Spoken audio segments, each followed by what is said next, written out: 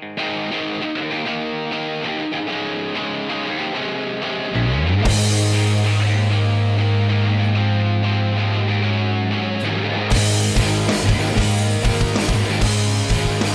back to the Tony Casillas Show. I'm your host, Tony Casillas, and welcome back to episode 7. And actually, this will be Thanksgiving week. Can you believe that? It's already Thanksgiving. Well, to keep the theme for Thanksgiving, as you guys know, this month has been Veterans Day, was November 11th. We're going to keep that theme because that's what we give thanks to. We give thanks to our military and a lot of other things that we have to look thankful for during this pandemic. We got a really true treasure, an American hero today on our show, and I'm really excited about Clint Bruce, military, Navy SEAL, badass. So we're going to keep the theme, the guys just really out there protecting us and giving us freedom. Before we get to that, there's a couple of things that I need to get off my chest, if you will. And oh, by the way, I want to thank my producer, Kevin Niebling, and executive producer, Kim Francis, as he gives his thumbs up. As you guys will know, he's on the other side, and he tries to make me look as good as I can. Sometimes that's a struggle, but hey, that's why they pay in the big bucks. But I want to get that out of the way. One thing, there's two things. This week, last week, this is Thanksgiving's week, but last week I got a chance to, along with some of my former teammates I played with, Charles Haley, Darren Woodson, George Teague, and the beautiful Charlotte Jones Anderson. She is the marketing director for the Dallas Cowboys. Got to serve dinner. That would be a grocery cart of groceries of Thanksgiving dinner through the Salvation Army in Dallas. And that's something that really I'm just compelled to do because considering what we're going through this year and a lot of people not having jobs and not having food for Thanksgiving, it was very compelling. And I really was so thankful to be able to do that. And I thank the Salvation Army for what they do every year, and especially under these circumstances in which we're living under now. Secondly, and I talked to Kevin, even my producer, before we started the podcast, is that, look, I do not like wearing masks. And where I'm going with this is that I like to work out. You know, I'm trying to defeat AIDS, this old dude. If you guys don't know this, I had knee replacement surgery 5 months ago, so I'm still in the process of rehab and everything. So anyway, after when the pandemic started in March, they closed all the gyms, and I was a big fan of Peloton, stay at home and do all that exercising, and something my wife got me for a gift, so it was good timing. So then I started creeping back in the sector of health and fitness centers. And that was back in June because my surgery was June 8th. So where I'm going with this, I was a little reluctant at first because like everyone, now as you look, Thanksgiving, we're still in this pandemic and all the numbers are escalating. So it's even more for us to wear a mask and do what we need to do, social distancing, wash your hands, everything else. I go to the gym and there's still people that are reluctant to wear a mask. So my message to them is not to be the police mask and call them out, which I will. But you're in a place where people lost their jobs back in March, and now there's a good chance that we may have to revert back to that and shut things down. We don't want to do that. So do me a favor and do yourself a favor and the person around you, wear your mask. We don't want to continue this to continue and to the influx of numbers. We want to get back to some normalcy. So please wear your mask. All right, so I'm done with that. And also, I want to remind everyone, as I do every week, make sure you share our show, whether you're watching on Facebook, YouTube, make sure you share it with all your friends because that's how we grow organically. And if you have any questions, comments, anything you want to ask me, our guests, make sure you comment during the show. And oh, by the way, the person that does all the networking and communicating during our shows, Kim Francis, our executive producer, she does a tremendous job. So thank you, Kim, for doing that. So make sure you keep it coming for us, all right? Okay, aforementioned. My guest today is truly a badass. Every time I see a Navy SEAL, I just can't fathom, and I've seen movies which doesn't do it any justice, and I apologize for even saying that, but that's about as close as I'll ever get to being a Navy SEAL. The guy that we have on today is just an unbelievable story. Navy SEAL, motivational entrepreneur in his business. It's all about motivating people, and I'm really looking forward to this guest, Mr. Clint Bruce. As I mentioned earlier, aforementioned, I thought this would be only appropriate since this is Thanksgiving week and a lot to give thanks to, and especially our military. And if you know me and you follow me on social media, I have this very much admiration towards our military because I think although we have Veterans Day, one day I think it should be Veterans Month. So as I mentioned, we got a guy that served as a Navy SEAL. Clint Bruce was born in Arkansas and raised in Texas. He's a standout football player. He was given an opportunity to play multiple Division I programs. Ultimately, Bruce took the sense of patriotism and passion for the game in the United States Naval Academy. He was a 4-year letterman, winner captain of the football team, MVP, also one of the few service academy athletes given the opportunity to play professionally with both the Baltimore Ravens and the New Orleans Saints. When given the opportunity to become a Navy SEAL, Bruce made the tough decision, think about that, to leave the NFL, completing basic underwater demolition SEAL training in 1998 with class 217. I mean, I could read his resume. We'll get into that. And then now currently started the first Trident response group. The TRG is a trusted advisor analyzing risk for Americans, best businesses, leaders, and families. Holdfast, another organization, is a speakers bureau. I mean, there's so many things this guy is doing. It's kind of forced going. Yeah, and so and I'm gonna bring him in, Mr. Clint Bruce, and then also we have Ross Blankenship, who served in the Army in Afghanistan, a couple of tours, and he also has a ton of experience. First of all, happy Thanksgiving, guys, and thanks for joining me. Thank you, man. I appreciate it. This is one of my favorite holidays because my wife gets off my back. I mean, like gravy's cool on Thanksgiving, so I get a pass on enjoying the meals there. So here's what you need to do. You just order it. I got a place you can order the best smoked turkey. It's not about that. It's about consumption monitoring when it gets there. That's going into a comatose. That's my bride. She's like, hey, listen, it's probably not your last meal, so you pace it out a little bit here, man. And the best part of the day is sitting down and watching TV and just taking a nap and then going to leftovers. But hey, first of all, I want to thank both of you guys for your service and helping us, us be able to have freedom. And I'm sure, and I mentioned the Navy SEAL, and I was reading, some of your bio. The first thing that when I think of a Navy SEAL is just a dude that has a lot of valor, someone that's tough, someone that goes to the regiment of the training to become a Navy SEAL. Do you ever get tired of that perspective, or is that something that the stigma you try to get away from? I'm appreciative of it. I also think that the guys that make it in the special operations community, I mean, the way I describe it sometimes is, we're as lucky as we are good. I mean, I was loved a certain way. I was led a certain way. I was given certain opportunities. I didn't get hurt. I had the opportunity to pursue a role within the special operations community. And the difference between the special operations community and the other units isn't valor, isn't courage, isn't a lot of it's opportunity. And so I'm appreciative of the recognition we get in the special operations community, but something I'm really passionate about is redistributing a lot of that recognition to all the men and women that join the military and what it takes to be there and what it takes to do the hard thing. And, we have some advantages in the special operations community too. I mean, can you imagine training for pro football in your high school gym? And like once you're at the elite level, you have these resources that are made available to you that make you better at your craft. So I know it's hard, and I don't mean to diminish the role of the special operations community or the pipeline to get there. But once you're there, you're advantaged in a lot of ways that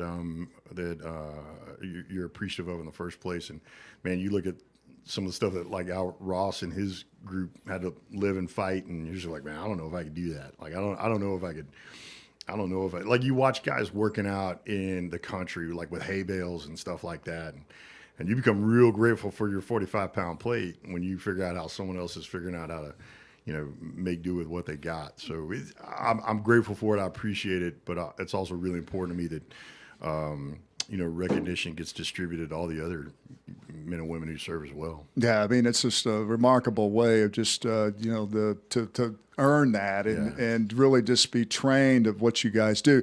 Hey, before we get into that real quick, you're originally from Dallas. Yeah, I was born in Little Rock. I was born in Arkansas, and I moved down to Garland. And if you're going to move from Arkansas to Dallas, Garland's a good way to do that. You feel like you're closer to you feel like you're still in Arkansas. You're just closer to Six Flags. And I loved it. I loved growing up in Garland, and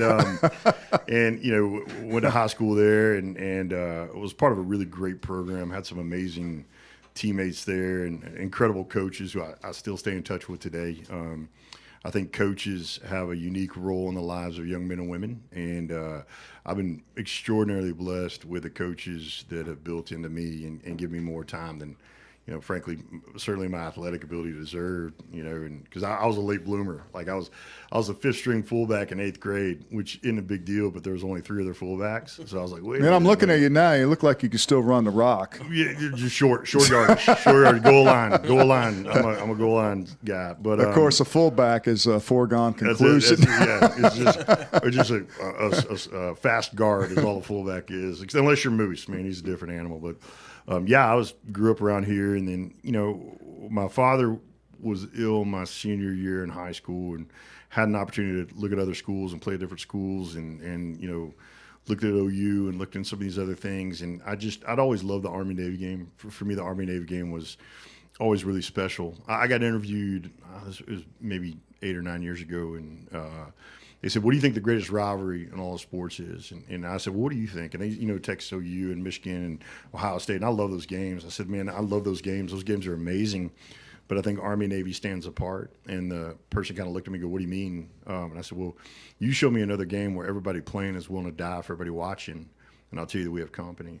And I always want to be a part of that. So the naval, also being the oldest son, I remember my dad pulled me into the hospital room and he said, "Hey, I'm going to fight. The doctors are going to do everything they can, but leaders talk about what they don't want to talk about. They say what they don't want to say. They hear what they don't want to hear, and they do what they don't want to do.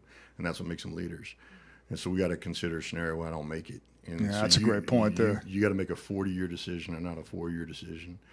And so as an oldest son, I knew playing at a service academy and going to a service academy could advantage me really wherever I ended up as a guy who loves his mom and his sister and his little brother a lot, and just really, really grateful I ended up at Annapolis. Yeah, you mentioned the Army-Navy game, and I'm not just saying this because you're here. To me, that's a huge game that I'd love to go and watch because you look at the both sides, the military, and as you mentioned, I played in a great rivalry game, OU Texas game. It was a tremendous rivalry, but when I watched that, there's something special about it. There's a purity to it. Yeah, there is, and just what it represents. And I mean, what is the feeling like? And I mean, how bad do you want to win that game? Considering the rivalry. Everybody wants to win that game, and I think I talk to people all the time about that, and they, "What do you think is so different about it?" I said, "Well, when you watch Texas OU, like it's a special game, especially if you went to Texas or you went to Oklahoma, right? When you watch the Army-Navy game, fundamentally both teams are playing for you. Like how do you choose? Like America wins either way, right? Exactly. And so I think there's a purity to it and a best ofs. And the other thing I always love about the Army-Navy game is you have in all service academy football, you have a lot of guys that love the game so much. They're willing to serve for 5 years afterwards just to prove someone wrong, just to prove that you don't think I can play D1. I'm going to go play D1 ball. And my little brother played at Oklahoma State, so I'll, pause button on that one. And died Oklahoma. So he played D and really, really spectacular athlete. And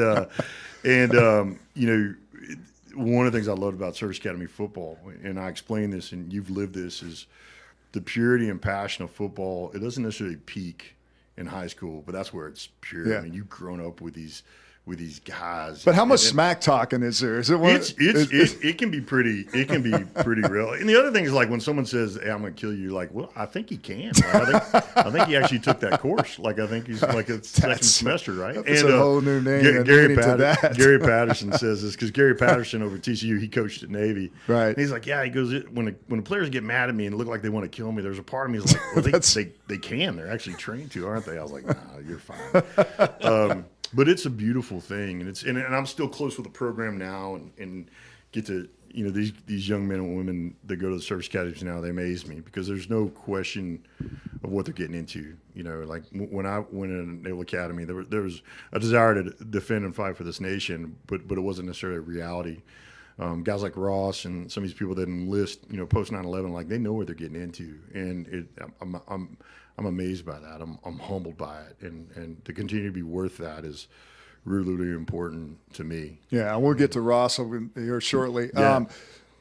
So you had a chance, play for the New Orleans Saints, the Baltimore Ravens, Yeah. and then you came to this crossroads. Like you had to ask your question. You decided you wanted to be a Navy SEAL. Yeah. How did that all come about? Well, so I was really fortunate. I got picked up by the Ravens after my senior year at Navy, and I was also selected for the SEAL teams, for the Special Operations community, which is really prestigious coming out of the Naval Academy.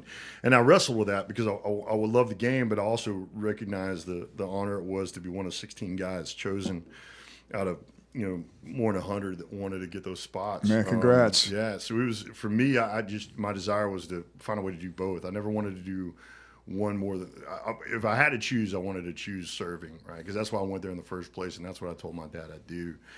I also played the same position as Ray Lewis. So I remember being in practice one day going, man, it might be easier to become to beat out that guy. Like, that guy's really, Become a really SEAL. good. Yeah. I was like, this Ray guy might be all right, right? I'm just And thinking, that was in his second year. So I just remember lining up behind him in practice one time, like, he's really good. I don't think I've ever seen anybody do that before. He's really fast. Oh, He's yeah. really athletic. Yeah, He's really mean. I had my first outside pass rush against Jonathan Ogden. I'm like, well, that's different. One of the Like, biggest men that you ever meet. I remember I locked him out, and I thought I had him, and then he locked me out, and I was like, oh, no. And he's a cerebral guy. So he helped me up, and he, like, cleaned the dirt out of my mask. And he's like, hey, I'd like to talk to you about von Clausewitz's Fog of War after practice. I'm like, what? You read it? I'm like, I was supposed to. Like, I'll read it. If you don't do that again, I'll talk to you about it. But I just, my desire was to serve. And so I remember I went up to, Phil Savage, who's the GM at the time, and Marvin Lewis, who was the D coordinator at the time. And I got to go where I don't know. And for me, I didn't know how good I could be in the NFL. I didn't know how long I could stay there. I didn't know all these other things. But I knew whatever happened, it would be a more intense version of kind of what I already knew. And I was looking over this ridgeline called being a member of the Special Operations Community. I didn't know if I could do that. So I just got to go where I don't know. And I wanted to steward the honor of being selected out of Annapolis and work hard to be worth, the men and women who come before me, right? So for me, it wasn't a difficult decision. So there's 16 of you that were selected, Yeah. and you went to the SEAL in Coronado, California. Yeah, little vacation. So what was it like? I'm just trying to wrap my brain around this. hard. What was it like when you first got there and reality set in that you're going through this training to be a Navy SEAL? Yeah, and I would say that you're a different kind of athlete coming out of the football than what it takes to make it through SEAL training. I remember my first run, I just left camp, and my first run, I was so far behind my class that the instructors are like, hey, it is a safety violation. What'd you weigh then? I weighed about 255. I never got below 245 going through training. Wow. Yeah, I figured it out, though. Here's a secret for all your listeners and viewers. Here's a secret of big person running. Secret of big man running is lean forward until you're about to fall over, then don't. It's just like a controlled fall, man. Like, just keep your face from bouncing off the dirt, and you'll make it. But it was just, I had a lot of athleticism. So the O course and some of those things, you're kind of built for the dynamic athletic stuff. But the endurance stuff, I was just like, we're running how far today? So give us some examples. I know the swimming is really brutal, but I swim like a rock. I'll take swimming over running. Did you swim a lot prior to that? Did you have experience in that? I could probably say this now just because I think it's been long enough, but I worked at Wet n Wild. Statute of limitation. Yeah, I worked at Wet n Wild over in Garland, right? Mm-hmm. So, and I would work security. And when the park would shut down, I'd turn the wave pool on and I'd just swim. Is that right? And I was like, I'm training, right? Because I'd want to be a SEAL since I was young. And I remember the first time I got in the water, I was like, well, I've swam in the wave pool at Wet n Wild, and so I'm ready for this. And I got in the water, I'm like, nope, it's totally different. Not ready for this at all, right? Waves don't stop coming. They're bigger and they're angrier. But for me, it's just, it's when you can remember why you started something, then the whats are just the whats, right? So I was never really overwhelmed by. I get asked that question like, "Did you ever think about quitting?" I was like, and I don't say this with any sense of bravado. I never thought about quitting. There were several times where I thought I was going to get kicked out. I didn't know if I was going to make it. I didn't know if I was going to meet the performance standards. But I was so consumed with making it past the next 5 minutes that it kind of blocked everything else out. Like for me, Hell Week was. Hell Week, when you can step outside it, Hell Week's one of the funnier parts of training, right? Because the guys are hallucinating. Like, I didn't hallucinate at all. I would have loved to hallucinate. It'd been so much better. And our guys are like, "Hey, sir, there's a dragon chasing us." I'm like, "I'd love to see a dragon. That'd be fantastic right now." But I'm just cold and tired. So what was some of the things that your instructor, what did they, just the training to me would break you down, but mentally, physically and mentally. Physically and mentally, it's both. Yeah. They got a foot on both pedals, right? And if you're physically strong, they're going to mentally work on you. If you're mentally strong, they're going to physically work on you. And every once in a while, they'll just drop the hammer on both. And what I like about our training is the officers and enlisted go through the exact same training, and the enlisted. They kind of run the training, and so the enlisted are really, really hard on the officer community, and they should be, because basically they're agreeing to work with you. It'd be like players running training camp. It'd be like O-line running training camp and putting their quarterback through it, and if they let that quarterback through it, they're agreeing to play with that quarterback during the season. So there's a level of intensity on the officer community. And it's not that it's easier for anybody else. It's just like I did 2 platoons with a guy who put me through Hell Week. Yeah. And so, I remember I was really mad at him for the whole training until we checked into our platoon, and I looked at him and I was like, "Hey, I got some issues with you." He goes, "You still mad about Hell Week?" I was like, "Yeah." He goes, "You know why I was hard on you?" I'm like, "No." He goes, "Because I thought one day I could probably work for you in a platoon." I was like, "Really?" That's the sweetest thing you've ever said to me. And so I love that part of our community is the enlisted guys are the stewards of the craft, and you got to earn their trust, and you got to earn the right to be around them and be alongside them when stuff gets hard. Yeah, I think it's all about being able to trust the guy next to you. Yeah, you move at the speed of trust, man. And so how much of that, that type of mentality carry over from playing football? How did that prepare you for that? It help you? Yeah. For me, one, I was so acclimated to performing under pressure, and then we had a really great schedule when I was at Navy, so we were playing, big time teams all the time. So I was used to being in, I don't want to say disadvantaged circumstances, because we had a really talented team and we won a bowl game and all these other things, but you're not in a position at a service academy to focus on just being a football player. I was carrying 21 hours as a freshman playing varsity Division I football, right? And so, I'd been so used to operating kind of at the extremes of kind of physical and mental bandwidth that I found myself in a lot of ways advantaged during the training. And I had a strength coach that, I don't think I had an instructor that scared me as much as our strength coach at Navy. I'm still scared of him. Isn't that crazy how you have somebody in your life that they were able to push that panic 100%. Button? Well, and for me, when I lost my father, I kind of created this aggregate dad, and I took these, and people kind of inhabited this percentage of his personality. And Phil Emery, who's the director of scouting for the Falcons, he was the accountability and standards, right? If he walked in here right now, like, "Clint, go run 110s," I'm like, "Oh, I'll go out there and do it." So I was, and I had a real sense of stewarding what had been entrusted to me coming from the service academies, because you look at who's come before you, and you're either, one of the things we say that I always love is, "On the strength of one length in the cable dependeth the might of the chain. Who knows when thou mayest be tested, so live that thou bearest the strain." And stewarding that opportunity and then representing my hometown. And for me, I think when you're thinking about other people, you can't think about yourself. And that's a great way to take a mind off your own pain. Yeah. You start thinking about somebody else. Well, when you went through training and you became a Navy SEAL and you, I guess, got your orders, your first mission, take us back to that moment and what was going through your mind. And it's almost like it's game time. It's very and how similar, that all man. perpetuated and how that works. It's very similar to kind of that pregame mentality. And, remember your first mission? I'm sure you do. Yeah. And one of the things that surprised me is how much it felt like, a first game, right? Like, and I think physiologically your brain kind of knows what to do, and it's a function of repetitions. And so I'd gone through that pregame mantra, and I'd gone through. So certainly the outcomes are different, but you don't necessarily obsess on the outcomes. You look at it as a competitor, and so it was interesting to kind of revert into that kind of well-formed personality that had come out of football, and I mean, it's different. There's no doubts that you're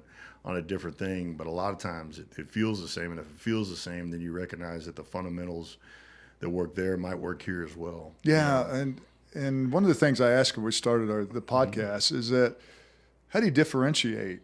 Football, it's about getting into the bunker with your teammates and that bunker mentality, but in war and combat, you have people trying to kill you. Yeah.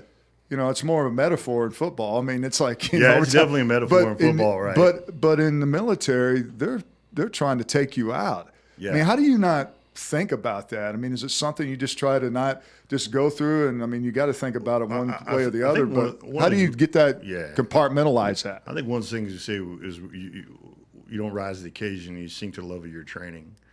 And so training kind of takes over, and you mentally prepare yourself to the extent you can for the thing might come. And then once that happens, you process that really quickly. And this is where I think one of the differences, we talked earlier about the differences between the special operations community and others, is a lot of times in the special operations community, like, we're pretty advantaged. Like, we get to pick date, time, circumstance of the fight, right? Whereas what Ross did, I mean, the fight's on them before they know it. And so we can certainly be disadvantaged on a special operations mission. But that's one of the things that all of us would sit back and just marvel at the infantry units, how almost every one of y'all's fights was disadvantaged in the sense that you got to let them do something for you to. It's like being a boxer, and you can't fight till they swing at you first, right? And that's why I marvel at the infantry units in the Marine Corps and the Army, and just how valorous those guys are, and how quickly they accelerate into that fight state where I've got a 4-hour helicopter ride to get my mind right, and it feels like the bus ride in, and not always, but often you have the opportunity to advantage yourself mentally and physically and spiritually because you're going to dictate the terms, right? Where these guys are.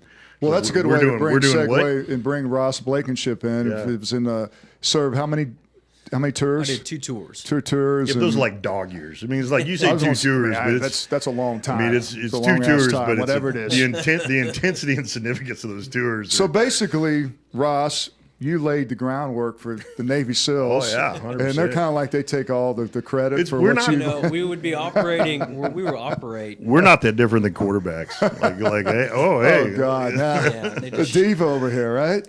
Prima donna. because I got a tanning session in about 30 Lord. minutes, so we need to finish. Get my out of hair here! did. You lost all my respect. I'm I'll let no. Yeah, where we were at, we would occasionally, all of a sudden, we would have to stay in because the SEALs were out in our little area where we were normally operating, and then they'd be there and then gone. 20 minutes on the ground, then they'd leave.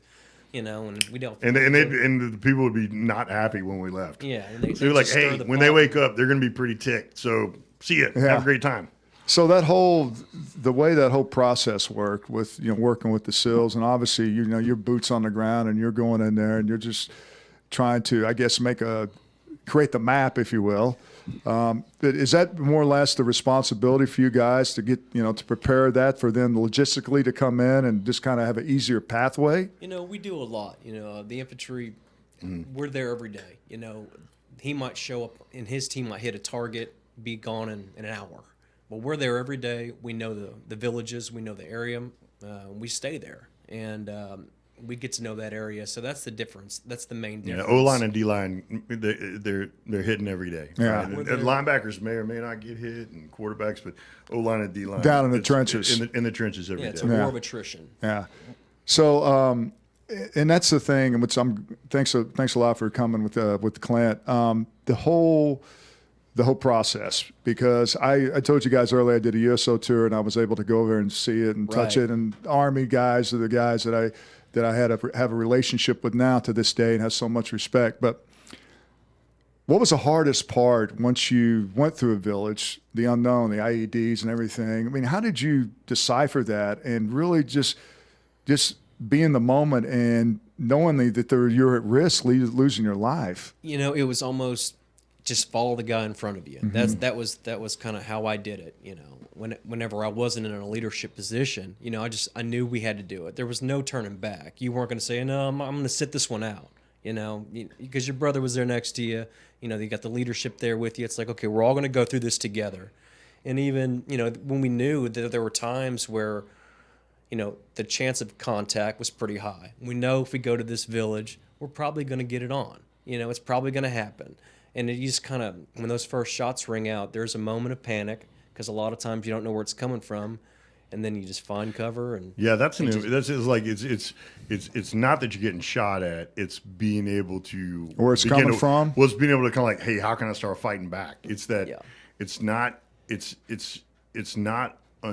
it's more uncertainty than it is the unknown. Like, hey, once I know where they're coming at, then I know how to do what I do. It's How not about like in the intelligence? I know that's a big proponent of it. Absolutely. But how accurate is that? You know, I'm sure it changed. It's fluid. Yeah. That's a fluid. It's a fluid situation. We've had great intel, Moving we've had bad parts. intel, you know, and a lot of times we acted on bad intelligence, and it was like, this is nothing like they said, or, you know, they didn't prepare us for this. We had no idea that this many people were in the village and going to, you know, fight back. But the other thing that you were saying earlier was that, or Clint is that it's not like in the movies, though. Whenever you get shot at, you automatically know where they are at, you know, you automatically have the whole situation figured out. There's a lot of confusion, you know, and then frankly, that's scary. I've never been afraid to admit that. It's frightening, you know, the uncertainty of the moment, especially when you're playing for keeps. It's life or death. Yeah. You know, that was very hard to overcome, and it really took a lot of reps under center to get that to that point where I was okay being shot at. It's like, okay, we've done this enough to where at this point it's like, okay, I know my first three, you know, I'm gonna get down behind cover, I'm gonna try and figure out the situation, check on my guys, and go from there. That was probably the most difficult thing to overcome. Yeah. Well, there's a party that wants to make. I mean, I think there's a party like, hey,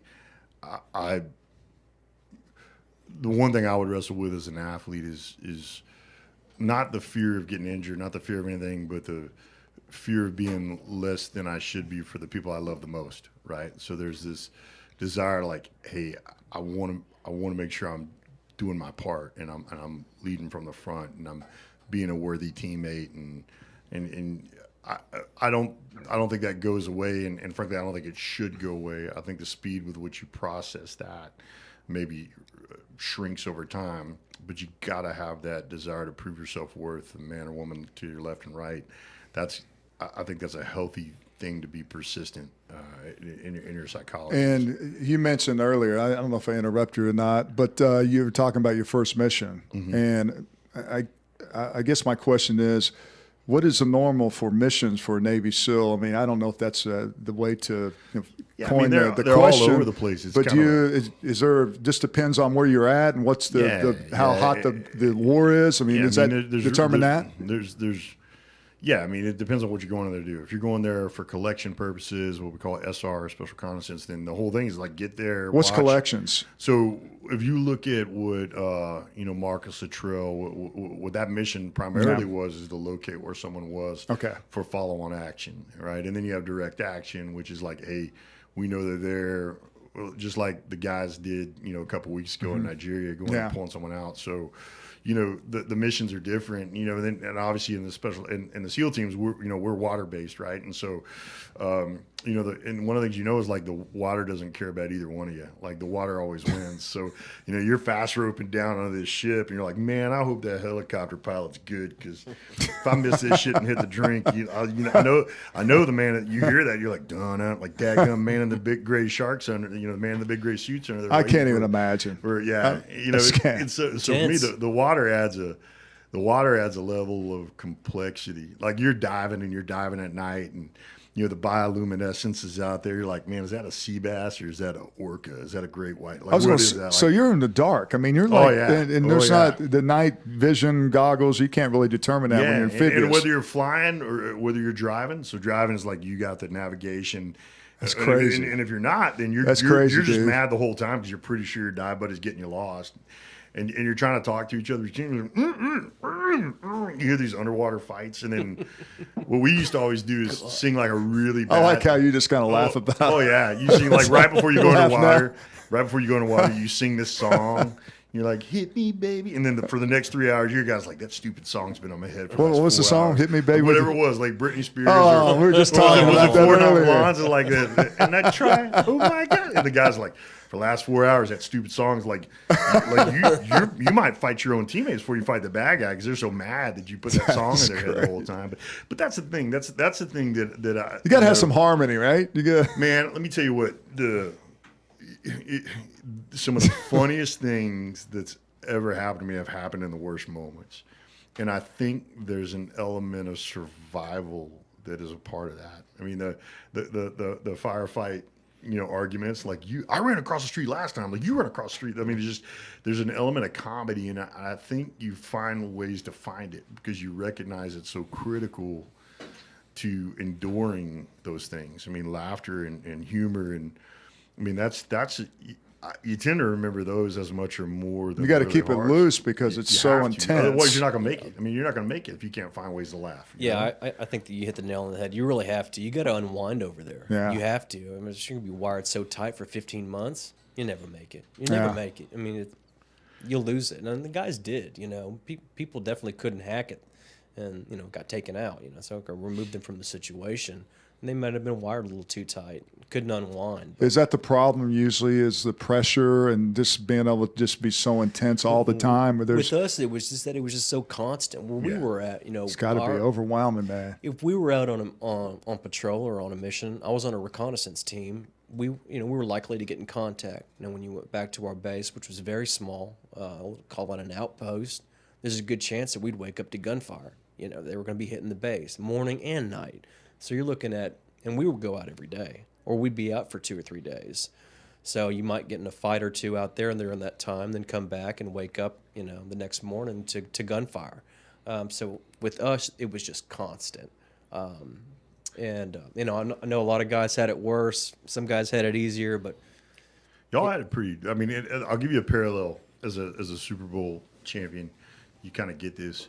If you did your best to put together a Super Bowl team, but you never knew when the Super Bowl was going to happen. Yeah. Like you don't know. Like you could be, at your kid's soccer game, and all of a sudden, like, hey, Super Bowl's in 30 minutes. I mean, just that constant looming inevitability of like, hey, I know I'm going to have to play the Super Bowl, but I don't know when. And it is that constant state of vigilance, because that's really what you're asked to do in the military. You're asked to field a Super Bowl ready team and never know when the Super Bowl is going to happen. And every game you play is a Super Bowl. So that level of intensity, that level of kind of pressure, it's real. And so you find ways to manage that. And humor is one of the ways that you manage it. And for you, and certainly for you, that's the reward. It's to be able to go on a special ops, and for you, a lot of people may not think this, is to go out on a mission because you're in this training. I mean, you probably wouldn't want to go It's out. the culmination. Yeah, it's just what you're trained for, and it's the thing that you wanted to Right. be some fruition to this. sure, yeah, we worked up to this point. We earned it. We're here now. So his path to combat was different than mine. I joined the Army in 06, June of 06. In May of 07, I was in it. Within less than a year, we were there, and it was happening. And it hit you like a ton of bricks. But at the same time, it's like, okay, we're here now. Like we did train the whole time. That year we were training, ready to go. And it was just, I just remember this, it was just surreal. It was like, oh, wow, this is really what, they call it seeing the elephant. It's like, I've seen the elephant when you've been in combat, because it's like, what is that? Mm-hmm. What is that? Like, that's, most people don't see an elephant. Most people don't have that experience, but we did. So it was definitely, it definitely changes you too. Yeah. Yeah, Clint, so out of your missions, what is the biggest prize in your career that you think that you've won during a mission? I mean, can you share some of the? Yeah, I don't. I don't. Talk. I don't know if that's classified. No, I mean, or, I look at guys like Ross, and they just did so much more than I did. And Good for you, man. I quantify I did more than some than less than most. I like to put myself in the upper half of the bottom third of pretty much everything I've ever done, right? And I'm so That's a good way to look at it. I'm so deferential to what other guys have done, but for me, I was always incredibly proud to find myself in the company of such men, right? And just there's moments where you're just like, man, where do we find such men? And where do we find these families that love them? And where do we find these parents that produce them? And where do we find these, and I just, the recurring pride of finding yourself in the company of heroes on a daily basis was pretty remarkable. And I think, Ross and I have a particular perspective on heroism that might be different than what some people think. I abide by the kind of the Cretan form of the island of Crete, which is, if you really study it, it's one of the reasons the Allies won in World War II is the Nazis invaded Crete, but they never occupied it, so they couldn't get to Russia in time, right? And heroism is defined as being a magnificent use to those who need you when they need you most, with who you are and what you have, right? And that's the thing that I continue to be proud of. The men and women I got to work alongside and knowing their lives and then they continue to get to live lives of guys like Ross and go to work every day trying to be worth it, right? Yeah. And so for me, it's like that's a hard question to answer. And people go, "Hey, who's your mentor?" I'm like, man, that's a hard question to answer because I've got so many. So many of them, yeah. Yeah, and like, how do you pick your favorite coach? Like, that's the scariest question ever because. Because you got to have all of them around you. All of them, right? Like, and how do you answer that? So I continue to believe I'm just this extraordinary. That's why people look at my life and they're like, college football player, pro football player, former Navy SEAL. And I was like, yeah, it's really kind of Forrest Gumpian, man. I just kind of put my head down and try hard and try to be worth it. I love that. And he's like, hey, Great. in the butt talks. Yeah. And you know what? They had Dr. Pepper everywhere. And, Lieutenant Dan. I love Lieutenant Dan. Wherever I went, Oh, yeah. I was running. And that's kind of the way of it, man. So it's a hard question to answer, but I'll tell you that there's nothing I was a part of that I'm not proud of. And there's nothing I did that isn't eclipsed by the pride I have in the men and women I got to be alongside while we did those things. Yeah, well, you guys are over there. Obviously, you've 35 in your infantry, right? And then in your SEAL group, how many SEAL guys in there? Oh, yeah. In a platoon, you got about, between 16 and 18. Okay. And in a task unit, you got Let me ask you a that. question. I don't know. It may be sometimes. I guess it'd be kind of maybe uncomfortable to ask. But do you ever think about when you actually kill someone? I mean, does that resonate, or is it all the fact that you're trying to save your own life? You're thinking about what you're doing as far as your mission. Does that ever on your conscience? You ever think about that? I mean, does it? Afterwards, Yeah, afterwards. Afterwards, you definitely think about it more. As mind you, when I went over, I was 20 years old Yeah. the first time, 21. And then, I'm 34 now. Yeah. It makes you think about it more. You see people differently at that age than you did 15 years ago. You think about that person's family. Yeah. And at the same time, you may have killed, but you also saw people, your buddies killed. Exactly. So there's two sides to that coin. And you told me earlier about losing half your infantry. Yeah. Yeah. I mean, how hard is that to lose your brothers and sisters? I mean, especially to that That's magnitude. probably the harder. That's the harder of the two to process. Yeah, and when it happens, it's so real and it's in your face, and it's real tough to process. But yeah, it was 9 guys on July 13th in Afghanistan, and those guys were slotted to leave that day. Thank God I wasn't there with them when it happened. Yeah. But, I mean, 9. That's 25% of a platoon. Right. I remember being on guard and having somebody walk up to the guard tower with a list of names, and he started reading off these names, and then at the end he said, "Okay, they made it." I was like, "Oh, I didn't know the list was going to be those guys had passed away or had been killed or what." But he said those are the guys that made it. It's like, that's it. Where's everybody else? It's Yeah, that's the thing I think most of us spend the most time reconciling. And that for me, like my commitment has always been to be, I think you wonder about the time the way I described it is the worst thing you could do is waste time that these people you love no longer have. Like, so just be worth a day. Time and tide wait for no man or woman, so don't waste your time and spend your time doing things that they'd be proud of if they could see you today. And that's choose to point the focus on that because, but the harder thing to process is, I think, losing, and then you got to reconcile that against some of these men where you're like, man, if I were, why them and I'm like, that's a better guy than I am, right? Like, it's like you see this virtuous, wonderful person that goes down in a football game. You're like, man, maybe it'd have been better for the team if it had been me that got hurt, and I think that's something that a lot, that's probably one of the reasons I started Carry the Load with all these other guys that started with me was to try to prove ourselves worth our time.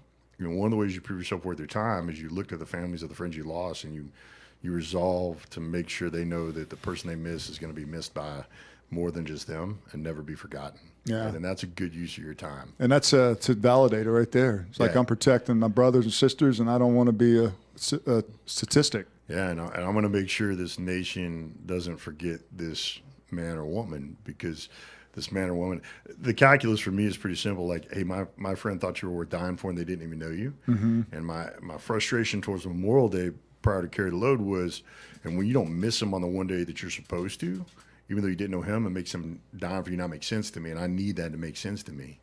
And so it is, you spend your days trying to be worth your time and call others to be worth theirs as well. I got to ask you this, considering both of you guys have been exposed to emissions and, active gunfire, what advice you give someone like me, someone that's, just a person in public, if they ever face a situation like that, how should you respond? Yeah, get low. Get low and go left. Don't get hit. Get low and lateral, man, left and right. It's kind of all these things. I think it's I was kind of joking, but there's a lot of truth there. Like, get low, get behind something hard. Get your ass down on the ground. Get low, get behind something hard, and look for the way out. And I do believe that we have a moral obligation to protect those around us. And so, the whole run, hide, fight thing, I think is pretty. One of the things we know in these kind of active shooter situations is the minute you encounter, the minute you counterattack, it disrupts the plan. And every active shooter situation that's been shut down has been shut down because someone confronted it. So I think we all have to recognize we have a moral obligation to protect those who can't do as much as we can do when we're asked to do it. But yeah, I mean, before you do that, get low, get behind something hard, look for the way out, look for others that need your help. I'll remember that. Hopefully I won't ever need that advice. Yeah, I hope so too. Because bigger guys, there's harder stuff to hide behind. Yeah, just like I jump behind a tree, I'm like, man, I'm like, there's like 3 inches. Make sure it's a huge tree. You get behind a tree, and I'm like, there's like 3 inches of me on either side of this tree, and then all your guys are hiding behind you. Like, don't hide behind me. Like, I'm not cover. I'm a person, right? So, concentration of fire is a bad deal. Yeah, all right. So I know now you're active in a lot of different things, and one of that you have the passion for is the Trident response group. Yeah. Tell us a little bit about that. Yeah, so for me, I have this concept called radiology. The ology is the study of anything, right? And so for me, radiology is the pursuit of readiness on these maps that should matter most. And for me, those maps are the ball field, the battlefield, the boardroom, and the breakfast table. Nice. And for me, the ball field is our mental and physical health, right? And the battlefield is being able to protect and provide for those God's entrusted to us. And then the boardroom is our professional endeavors. And then the breakfast table is building and leading a family that we love, that loves us, and that matters to others. And so for TRG, it really looks at that battlefield, being able to protect and provision for the people that have been trusted to us, and making sure that leaders can have what they need to feel ready for the most reasonable and foreseeable risk. I mean, that's the burden of leadership, is you agree to be measured by hey, were you ready for the reasonable and foreseeable risk? And in today's age, that reasonable and foreseeable risk, the spectrum of that is higher. And it's not just, man-made threats. I mean, natural. I mean, listen, we're in Tornadoes Alley, right? So looking at we have a real simple formula called ready equals resistant plus resilient. Resistant is being ready for your most reasonable and foreseeable risks. And resilient is being able to think, talk, and take action in the face of extraordinary risk.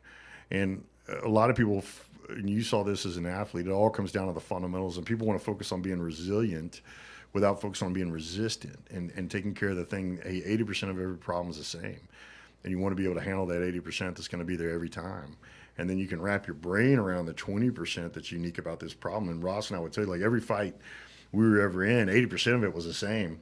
And so the more automatically you respond to that 80% of the same, the more you free up your brain to wrap yourself about what's unique about this fight. And it's the same thing from a leadership perspective. So TRG allows us to help leaders be ready for those risks to their people and their places and their goals and objectives all around the world. How about carry the load? That's another carry the load. Yeah, carry the load is something, and I'm proud of carry the load. I retired from carry the load a few years ago just because I think it hit a season that just required different, better leadership than I had for the season it was in. It was like I was always one of those players that knew when it was time to come out. Like I hated pulling myself out of the game.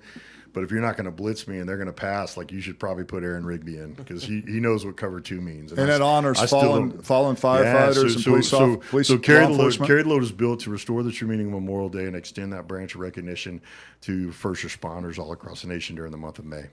And it's been amazing. And Stephen Hawley, who leads it now, and Debbie Wright, I'm so impressed by them and proud of what we were able to do together and now what they get to do. Now I just get to show up and walk and it's a lot easier. It's really amazing. And I think that's something that is important to guys like Ross and I is like when people say thank you for your service, like Veterans Day, and Ross, you answer this in your own way. For me, Veterans Day is about the veterans that came before us. For me, I have a real passion for the Vietnam veteran. I mean, I think we need to reconcile with that generation, and that generation warrior needs to hear, I'm sorry, thank you, and welcome home.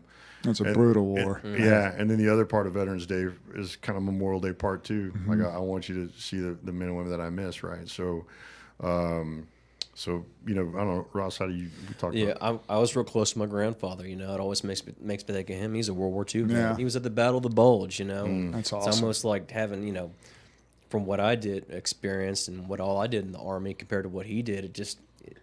I still feel like it kind of pales in comparison.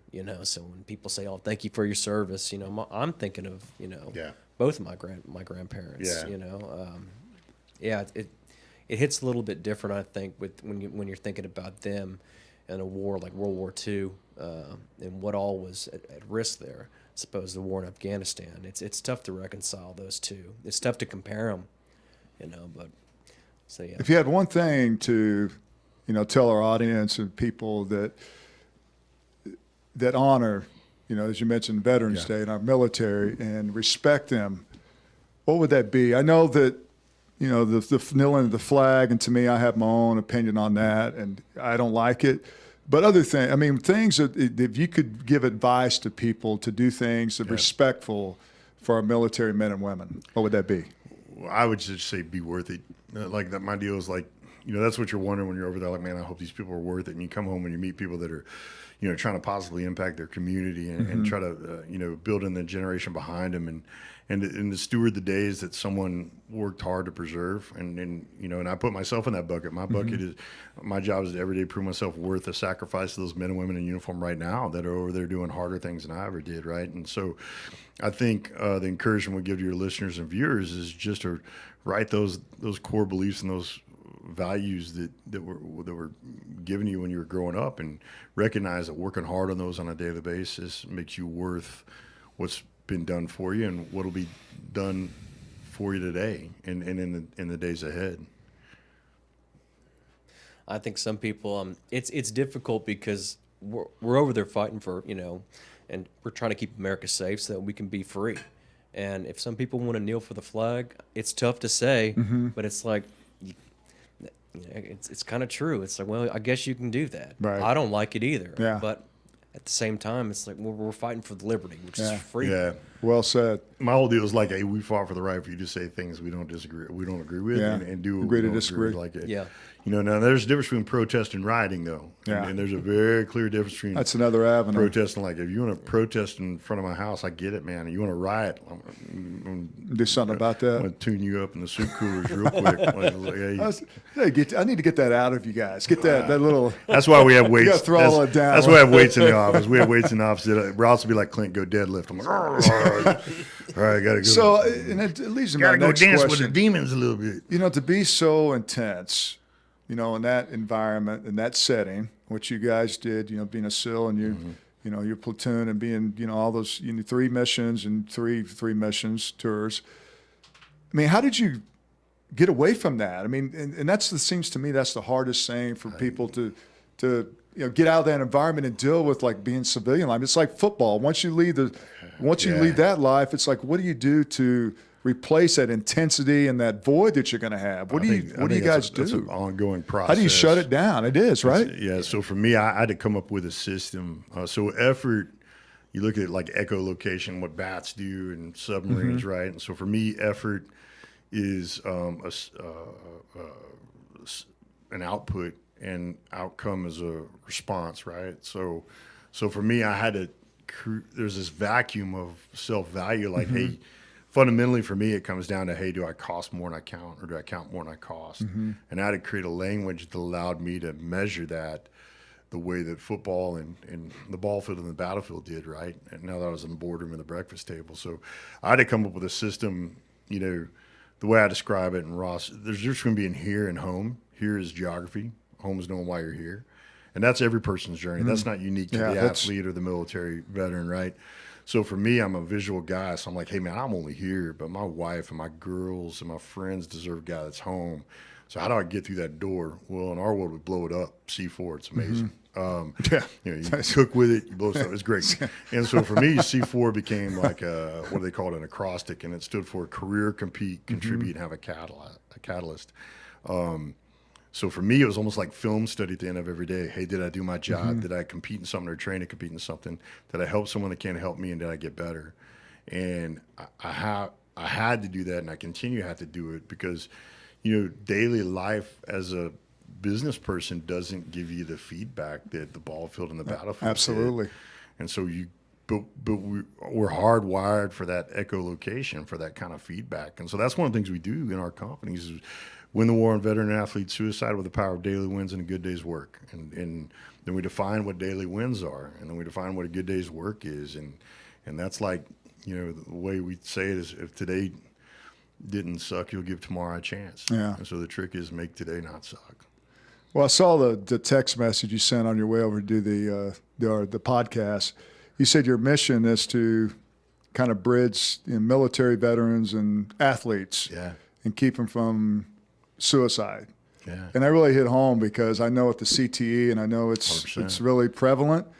And that's well said. And I hope you continue that. What makes you so emphatic about that? I mean, the loss of these amazing men and women. I mean, really, when you look at it, we've lost more men and women to suicide than we have combat or training by a factor of That's by multiple. crazy. And people don't talk about that. No, and so as you unpack that, you're like, for me, it all comes down to like, hey, what can I do something about today? Yeah. And so my deal is like, I know that my psychic income is kind of, hey, did I count more than I cost today? And then I got to figure out, how do I count? And then I got to distribute that to other men and women who I think are, you know, probably worth it more than I am.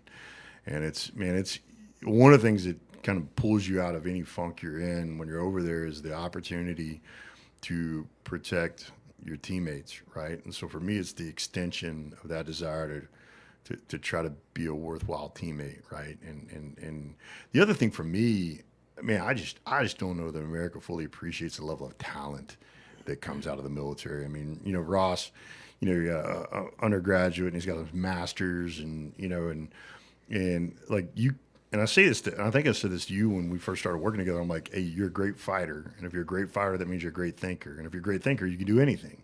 And so mapping those intangible skills that the ball field and the battlefield demand of you into the boardroom so you can build a breakfast table, like for me, that's a pretty good use of your time. And it's fun for me to see really great business leaders look at guys like Ross and these other guys and go, man, I want that guy or that gal working at my company. I'm like, yeah, you do. Absolutely. And they always go like, well, you know, we don't get shot at every day. I'm like, you say that like well, I'm not coming here if you don't get shot at every day. Like, that's not a negative. Yeah, that's exactly. But do you get mortared? No, no, that's okay. We're fine with that.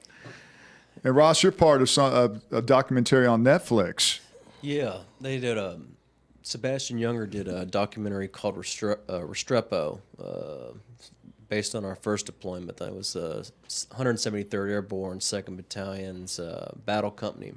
One of their platoons, he followed them around, and it was just he was just in the thick of it with everybody, and it was just it's just a crazy time, and it's crazy. And I don't know that at that point that had been done in Afghanistan, or Iraq for that matter, but to have an embedded cameraman with you, follow you around and be in firefights, and witness everything that was going on, I think that was the first, and it really documented a lot of the, all the fighting. Yeah. And then I think there was a follow-on documentary called The Cornwall. Cornwall. Yeah, because that was the valley that those guys were in. And it talked about them coming home and dealing with it. And that kind of goes back to what you said. How do you make the transition to civilian? And then some guys don't. Yeah. Some guys can't. And if you would And ask some me, guys can't because they won't. Some guys can't because they don't know how. And I think it's important for us to lay a framework for guys who don't know how to figure out how. I mean, you've done this. Like once you win a Super Bowl. What else is there? What else, right? Yeah. And then you become a parent. You're Yeah. like, oh, That's another thing. I'd trade a Super Bowl for that. But again, like, hey, how do you hang out? How do you stay in the fight long enough to then find that thing that makes the Super Bowl feel small, right? Yeah. And just knowing that there's going to be something someday that makes the Super Bowl feel small, not to diminish the Super Bowl. It's just like, man, there's something on the other side of that ridgeline that's worth fighting and clawing towards. And how do you stay in the fight long enough to figure out what that is? And that's every day. Yeah, it's a cycle of life, and especially as a parent. There's nothing like being able to produce a human being. To this day, I look at my kids and thinking, man, it's a miracle. My last one. Could you imagine going through COVID-19 in the military? Could you imagine the It whole would suck out. process It would and having to suck out adjust to loud. the COVID-19? no. Could you imagine doing flutter kicks in the waves wearing a Yeah, I don't mask? know. So how do you train? How's the military going through Listen, there's no Rona underwater. Well, so they just- there's they just exactly. put you There's no underwater germs more. there. Yeah, Nothing can live where you swam. It's amazing to me that they're still Yeah. doing it. Octopuses. Except hopefully him. Well, but I think the thing is like you can't not, so you just figure it out, right? And it's been fascinating to stay in touch with guys and figure out how they're kind of pivoting and figuring out a way to still produce America's next great warfighter, right? But it is interesting to go like, man, what would that be like trying to do it right now? I'm talking to some of the young men and women at the Naval Academy right now. I'm like, man, it's hard to be at the Naval Academy anytime, because of calculus, and then then have these restrictions on top of that. I was like, man, like it's impressive to see people come up with ways to do it, and it's even more impressive to see young men and women figure out ways to endure it. Right? It's like playing three-dimensional chess on a Swiss ball while someone's shooting Nerf darts at your face. Right? every day. That's one way to put it. Yeah. Nerf darts. Yeah. All right, as you know, we do a segment every week. It's called X's and O's.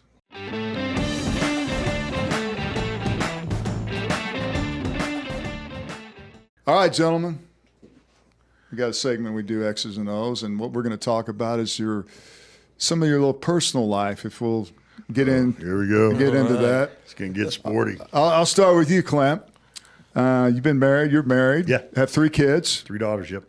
I know you refer to your wife as like you said that maybe my wife wants to get a piece of me or a piece of meat or something like that. Well, no, listen. I mean, You had a lot of YouTube interviews Yeah, out there. I mean, by listen. the way. Your viewers are figuring. So I want this to ask out, you like, about that. What are you referring to? Well, I'm a good-looking guy. yeah, I mean, it you just is are. what it You're easy is. on the eyes. And I tell my wife, I'm like, babe, I'm more than a piece of meat. Like I have thoughts, I have ideas, And I woke up this morning, and I looked in the mirror, I looked at my babe. I said, babe, I can turn it down, but I can't turn it off. It just is what it is. And she laughs like you're laughing, which is pretty hurtful. Like No, because I say the same thing, Yeah. but I'm probably not thinking Listen, about the same thing you are. The disparity in looks Been married between 23 years. the disparity between my bride and I is so bad that we were at Costco the other day, and she's put stuff, and I put stuff on a thing, and the guy says, "Hey, you can't put your stuff with her stuff," and I was like, "Hey, that's my wife," and he kind of hits me on the chest. He's like, "Ah," I'm like, "What? We'll fight right now," and yeah, you never met a woman with stronger eye rolling muscles than Hey, my let wife. me tell you, to that point about going to Costco, you know yeah. how they have little samples of foods there? Oh, they don't do it anymore. They have them, but you can't taste them. Like that's like teasing you. It's awful. Yeah. You know, big man like you and I, and you. awful. I are mean, that's going why I like to hungry. eat. I'm That's like, why you got I- all this food on there. That's so why I I agreed to can't. go to Costco with my bride today because the samples. Nope, not anymore. It's Love those horrible. samples. All right, so you seem to be more of an authoritarian, right? So when it comes I to, don't know what that word means, but yeah. well, I was going to ask, so you have 3 kids. How Yeah. old are your kids? 17, 15, and 11. $3. Girls? Yeah, 3? $3. Oh, man. Yeah. God bless you. Oh, buddy. I got 1. Yeah. Well, let me ask you this. What advice you give people that have 3 daughters? What advice you have a parent or a dad especially when your daughter turns 13, Yeah. becomes a teenager? My deal is love them fearlessly and recklessly and then scare every boy in their ecosystem. Ross, what's your status? Are you, I'm just married. you're no just kids, married? No kids. how long you been married? 5 years. All right. she's So you amazing, seem like you're in kind of the romantic guy. Maybe a little bit. What's the best, give us, go-to thing when it comes to romance? Like man. what you need to do, because I have a tendency to sometimes get in the proverbial doghouse. Oh yeah. So how can I get out of it? You got any tips for me or anyone Ross, else? You have to help rem- us with that. Just don't get in trouble. Yeah. Well, I'll tell you this. People used to take me and my wife walking down the road. Not like, because my wife's very beautiful, but also it's like. She's way better looking than Yeah, you. she's just way better looking than me. You And know? smarter. Yeah, and it's Yeah, nice. kicked your coverage. Yeah, that's And what I'm saying. I do, really man. outkicked my coverage. They on look that at me one. and like, dude, It's like, how'd you what's pull going that? on there? You know, and it's nice to remind them of that every once in a while. You know, that they're beautiful. You know, and also like that you're grateful that they allowed you to, share the same house. Everybody for the rest thinks of your that's life. well said. everybody thinks I'm my wife's security guard. Do they really? Yeah, which is personal technically security. true, but it's hurtful. That's You got to let them know. We know that we outkicked our Yeah, yeah, coverage. yeah. How about when it comes to things you like to do?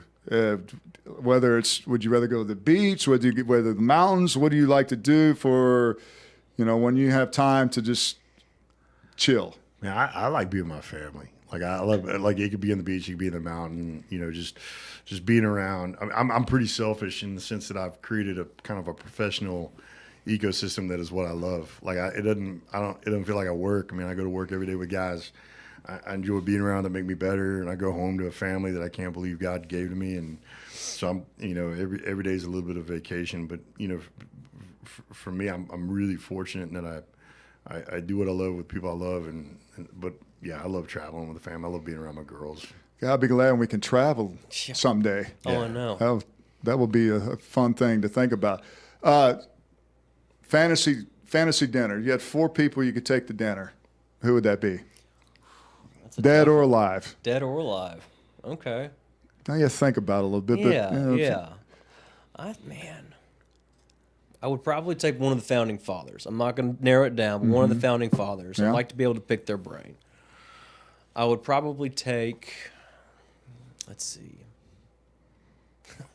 In this know, day and it is age, I one. might. Yeah, it's a tough That's one, a tough actually. one, You know, yeah. you know what? I might take Trump and Biden just to see what Just to happens. watch it. Yeah, and then I'd bring my dad along so we could just kick back. and watch them go That's a at great it. answer. Yeah. Didn't we see enough We of got them the on the original first found- debate? Boy, Yeah. howdy, So we man. got 3 presidents and my dad. Yeah. Right, and then we just see what kicks off. What about you, Clint? Shoot, man, that's a hard one. Like obviously, my pop. It'd be fun to have him back at dinner, and then Christ. I think that he is much more someone you would want to have at dinner than most people think. I mean, the consummate guest, the most amazing friend, and then Patterson from Patterson Gimli, the guys that took the Sasquatch video, because I was like, hey, is that real? Let's talk about that. Yeah. Oh, he's Patterson real. deal. He's Yeah. still No, I'm with working. you. I'm with you, dude. blurry. And then my fourth one, I'd probably Leonardo Da Vinci, so Nice. He could help Some me get great through. answers. Yeah, he could help me get through school. Like I was like, hey, thanks for showing up for dinner. Can you do this calculus problem for me real quick? For my daughter. If you're so smart, like, can you help my daughter with this math problem that's in 5th grade that I should be able to do, but I can't, right? Yeah.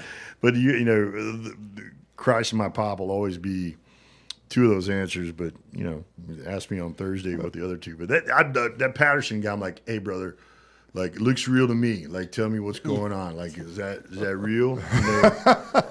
That's Popping up everywhere. Absolutely, he's everywhere. Like you can't tell. Yeah, me that's that not real. exists. What? Are you kidding me? Yeah, absolutely, it's an unknown bipedal hominid. It's a Religion or cryptid. politics To do what? to talk about? Oh, I don't want to start talking about politics. We're not going to Like, talk about it. I'm just asking you what politics makes this- me angry. It's just one. Religion makes me smile. Politics. Faith, Politics. but I'd say Yeah. faith more than religion because answer. I think there's a distinction between religion and faith. So, Yeah. Sometimes there's not enough emphasis on that, especially Yeah. in the world we live in and everything Yeah. going on. Yeah. Just have a little faith. All right, last segment we do every week, binge-worthy.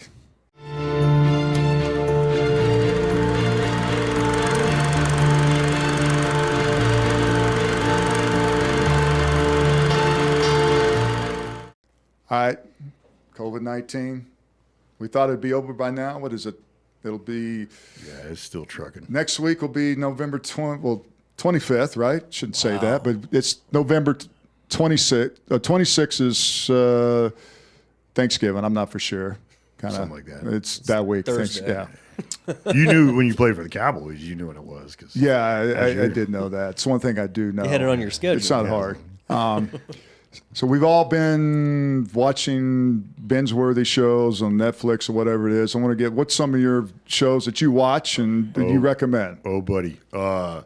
So my daughter came up to me. She said, "Dad, you want to watch Magnum PI?" I'm like, "Absolutely." So she turns on this new one. I'm like, serious? "Shut it off! Like that's not Magnum PI. We're not watching that." I took her back to 1980.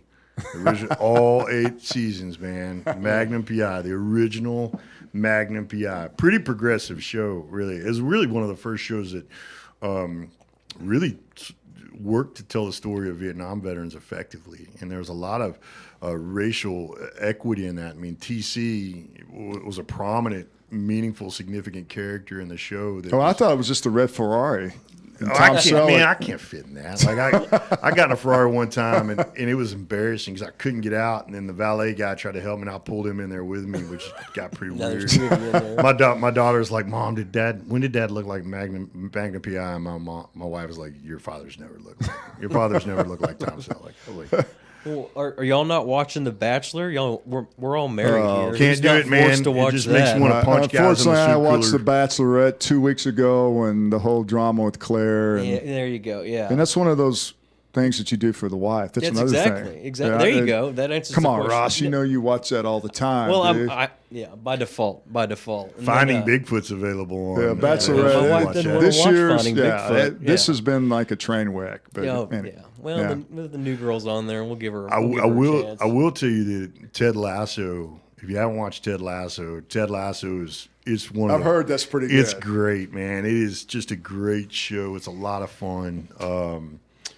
But yeah, I mean Magnum PI. All 8 seasons are on Amazon Prime. Just so if you want to learn about Plugging life. Magnum PI still. That's just- Magnum PI. Or Finding Bigfoot. Just bounce You between. can wake the up two, at 6:30 in the morning and watch the Andy Griffith Show at 6:30 a.m. Oh, on the that's- Sundance Channel. I'm just yeah. saying, I That's do. I outstanding. love the Andy Saying- Griffith show. it's a lot of. That's a great show. Yeah, It's that's wholesome. Yeah, that's timeless, man. Yeah.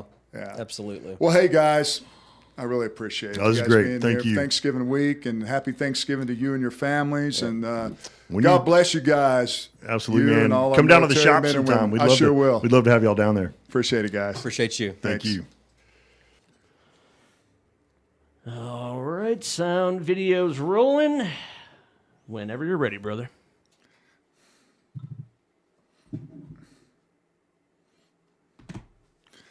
All right, phone ready?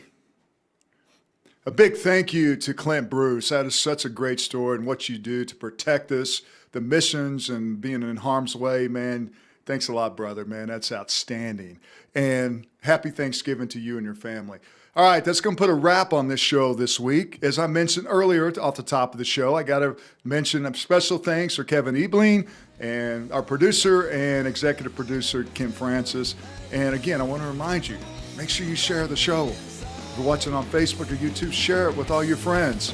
Like us, comment, whatever it is. Call me crazy, whatever your comment is, I will address it. I promise you. So with that, hope I see you guys next week. Until then, te amo.